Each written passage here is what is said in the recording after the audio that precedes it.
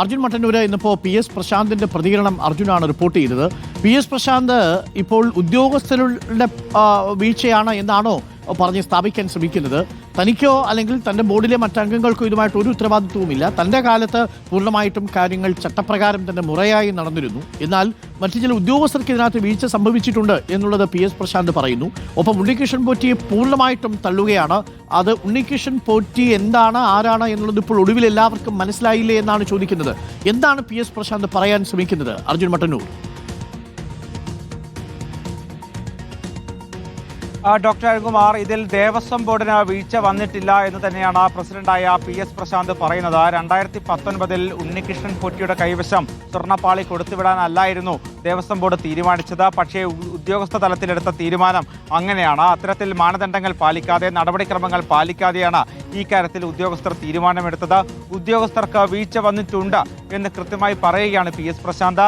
മാത്രവുമല്ല, ഈ കാലയളവിലെ ഇടപാടുകൾ മാത്രമല്ല, ഈ വിജയ് മല്യ ഈ സ്വർണം നൽകിയ 1999 ശേഷം ഇങ്ങോട്ടുള്ള എല്ലാ ഇടപാടുകളും പരിശോധിക്കണം. അതുമായി ബന്ധപ്പെട്ട അത്തരമൊരു ആവശ്യവുമായി ബന്ധപ്പെട്ട ദേവസ്വം ബെഞ്ചിനെ സമീപിക്കാൻ ഒരുങ്ങുകയാണ് ദേവസ്വം ബോർഡ്. തിങ്കളാഴ്ചയോ ചൊവ്വാഴ്ചയോ ഇത് സംബന്ധിച്ച ദേവസ്വം ബോർഡിൽ ദേവസ്വം ബെഞ്ചിൽ ഹർജി നൽകുമെന്നും ദേവസ്വം ബോർഡ് പ്രസിഡന്റ് പറയുന്നുണ്ട്.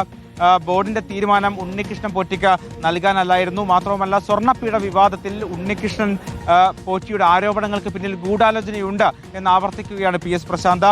അയ്യപ്പ സംഗമത്തെ എതിർത്തവരാണ് ഈ ആസൂത്രണത്തിന് പിന്നിൽ. മാത്രവുമല്ല, ആരോപണം ഉന്നയിച്ച ഉണ്ണികൃഷ്ണൻ പോറ്റിയാണ് ഇപ്പോൾ പ്രതിക്കൂട്ടിലുള്ളത്. ആരാണ് ഉണ്ണികൃഷ്ണൻ പോറ്റി എന്ന ചോദ്യത്തിന് ദേവസ്വം ബോർഡിന് പോലും അതറിയില്ല എന്നായിരുന്നു PS പ്രശാന്തിന്റെ മറുപടി. മാത്രവുമല്ല, മുൻ ദേവസ്വം പ്രസിഡന്റും അതോടൊപ്പം തന്നെ CPM നേതാവുമായ K അനന്തഗോപനെയും പൂർണ്ണമായും തള്ളുകയാണ് PS പ്രശാന്ത്. ഇത്തരത്തിൽ സ്വർണം പൂശിയ സാധനങ്ങൾ ശബരിമലയിൽ നിന്ന് കൊണ്ടുപോകുമ്പോൾ ചില മാനുവൽ പാലിക്കണം എന്നതായിരുന്നു അനന്തഗോപൻ പറഞ്ഞത്. പക്ഷേ അങ്ങനെയൊന്നുമില്ല. ശബരിമലയിലെ കാര്യങ്ങളിലൂടെ അന്തിമ വാക്ക് അത് തന്ത്രിയാണ് എടുക്കേണ്ടത്. മാനുവൽ പ്രകാരം സ്വർണം അറ്റകുറ്റപ്പണികൾക്ക് സന്നിധാനത്തിന് പുറത്ത് മടങ്ങി വരട്ടെ. ഞാൻ അർജുൻ, വളരെ പ്രധാനപ്പെട്ട ഒരു വിവരമാണ്. റഹീസ് ഇപ്പോൾ ഈ പോറ്റിക്ക് വീഴ്ച സംഭവിച്ചു എന്നല്ല പറയുന്നത്. പോറ്റി മനഃപൂർവ്വം ഈ കാര്യം ചെയ്തു എന്നുള്ളതാണ് വിജിലൻസിന്റെ അനുമാനം. അങ്ങനെയാണെങ്കിൽ ഈ സ്വർണ്ണപ്പാളി അല്ലെങ്കിൽ ഈ ചെമ്പുപാളിയിൽ സ്വർണം പൂശാൻ വേണ്ടുന്നതിന് വേണ്ടി നിരവധി ആളുകളിൽ നിന്ന് പണം പിരിച്ചു, മറ്റു സംസ്ഥാനങ്ങളിലെ നിരവധി അയ്യപ്പ ഭക്തരെ ചൂഷണം ചെയ്തു എന്നുള്ളതാണ് തെളിയുന്നതെങ്കിൽ ഉണ്ണികൃഷ്ണൻ പോറ്റിക്ക് എതിരെ നിയമ നടപടി ഉണ്ടാവില്ലേ? ഉണ്ണികൃഷ്ണൻ പോറ്റിയെ കസ്റ്റഡിയിലെടുക്കേണ്ടി വരില്ലേ റഹീഷ്? അതിനുള്ള ഒരു നീക്കമാണ് ദേവസ്വം വിജിലൻസിന്റെ ഭാഗത്ത് നിന്ന് നടക്കുന്നത് എന്നാണ് മനസ്സിലാക്കുന്നത്. പ്രാഥമികമായി അവർക്ക് കിട്ടിയ വിവരങ്ങളും തെളിവുകളും വെച്ച് നോക്കുമ്പോൾ പ്രതിസ്ഥാനത്തേക്ക് ഉണ്ണികൃഷ്ണൻ പോറ്റി വരികയാണ്. അതുകൊണ്ടാണ് ബംഗളൂരുവിലേക്ക് ദേവസ്വം വിജിലൻസിന്റെ സംഘം പോവുകയും ചെയ്തത്. അവിടെ പോയി ഉണ്ണികൃഷ്ണൻ പോറ്റിയുടെ മൊഴിയെടുത്തതിന് ശേഷം കസ്റ്റഡിയിലെടുക്കുക എന്നതാണ് അവരുടെ മുമ്പിലുള്ള കാര്യം. അതിനു മുമ്പ് ചില പ്രോസസ്സ് പൂർത്തിയാക്കേണ്ടതുണ്ട്. അതിലുള്ള ഒരു നമ്മൾ മനസ്സിലാക്കുന്നതനുസരിച്ച് 2 ദിവസം മുമ്പ് തന്നെ ദേവസ്വം വിജിലൻസിന്റെ ടീം ബംഗളൂരുവിലെത്തിയിട്ടുണ്ട്. അവർ തെളിവുകൾ ശേഖരിക്കുന്നതിനുള്ള ഒരു നടപടികളിലേക്കാണ് പോയത്. അതിന്റെ ഭാഗമായിട്ടാണ് ഇപ്പോൾ അവർ ഉണ്ണികൃഷ്ണൻ പോറ്റി പലരിൽ നിന്ന് ശബരിമലയിൽ പലതരത്തിലും സമർപ്പണം നടത്താമെന്ന് പറഞ്ഞ് പണം വാങ്ങിയിട്ടുണ്ട് എന്ന് വിജിലൻസ് കണ്ടെത്തിയത് അവരുടെ അന്വേഷണത്തിലാണ്. അങ്ങനെ ചില കണ്ടെത്തലുകളും വിവരങ്ങളും തെളിവുകളും ലഭിച്ചതിന് ശേഷം ഉണ്ണികൃഷ്ണൻ പോറ്റിയിലേക്ക് പോയി മറ്റു നിയമ നടപടികൾ, കസ്റ്റഡികളും അറസ്റ്റും അടക്കമുള്ള നിയമ നടപടികളിലേക്ക് പോകാനുള്ള തീരുമാനത്തിൽ തന്നെയാണ് അവരുള്ളത്. അവർ ബംഗളൂരുവിൽ തുടരുന്നുമുണ്ട്. വിനീത് ജെയിനെ കൂടി കാണാനുള്ള ഒരു ശ്രമം അവർ നടത്തുന്നുണ്ട്. എന്ന് മാത്രമല്ല, പല ആളുകളിൽ നിന്ന് ഉണ്ണികൃഷ്ണൻ പോറ്റി പൈസ വാങ്ങിയിട്ടുണ്ട് എന്ന് മനസ്സിലാക്കി.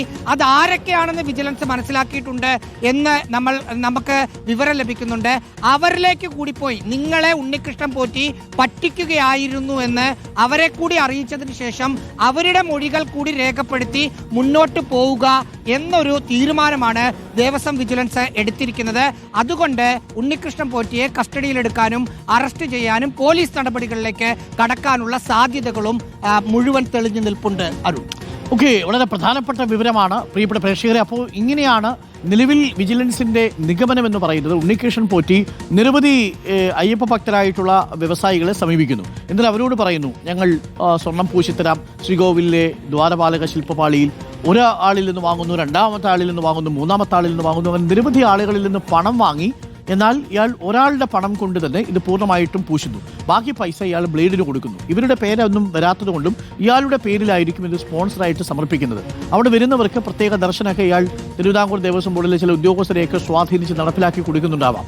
അങ്ങനെ സ്പോൺസർമാർക്കും ഈ പണം കൊടുത്തവരും ഹാപ്പി, ഉണ്ണികൃഷ്ണൻ പോറ്റിയും ഹാപ്പി എന്ന മട്ടിലാണ് കാര്യങ്ങളൊക്കെ നടന്നിരുന്നത്. ഇപ്പോഴാണ് ഈ തട്ടിപ്പിന്റെ ചില വിവരങ്ങൾ പുറത്തു വരുന്നത് എന്നാണ് നമ്മൾ മനസ്സിലാക്കുന്നത്.